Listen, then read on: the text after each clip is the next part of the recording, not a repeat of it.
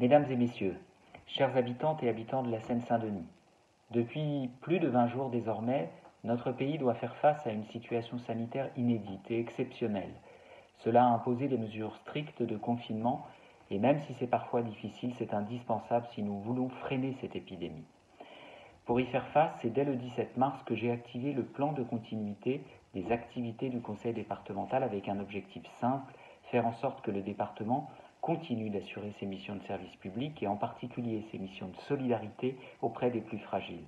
Nous continuons d'assurer une permanence pour les aides sociales ou pour les personnes vulnérables. Nous avons mis en place un numéro unique pour toutes vos questions. Il s'agit du 01 43 93 93 93.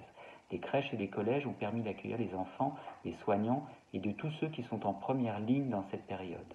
22 PMI sont ouvertes pour continuer d'assurer les suivis de grossesse ou les vaccinations obligatoires. Dès que cela a été possible, dans un contexte de pénurie nationale, nous avons distribué des masques pour protéger les personnels les plus exposés avec l'appui de la ville de Paris ou de la région. Nous allons poursuivre cette action dans les jours qui viennent. Tous les jours, des agentes et des agents départementaux sont sur le terrain ou en télétravail pour permettre cette continuité et je veux les remercier. Au-delà de nos missions habituelles, nous avons pris des initiatives. Ouverture d'une cuisine centrale pour l'aide alimentaire. Près de 2000 repas sont distribués chaque jour aux associations caritatives. D'un internat d'un collège pour les enfants de l'aide sociale à l'enfance malades du Covid-19.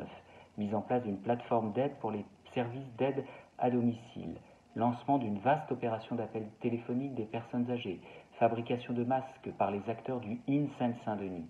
La liste est longue des actions qui se mettent en place sur le terrain et qui mobilisent toutes les forces vives de la Seine-Saint-Denis, collectivités, associations, services de l'État, professionnels de santé, entreprises, des citoyennes et des citoyens. Cet élan de solidarité fait honneur à notre département et je suis fier d'en être le président.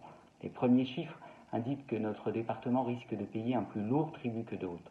Certains, toujours les mêmes, pointent du doigt les quartiers populaires et racontent que le confinement n'y serait pas respecté. C'est absolument faux et c'est indécent.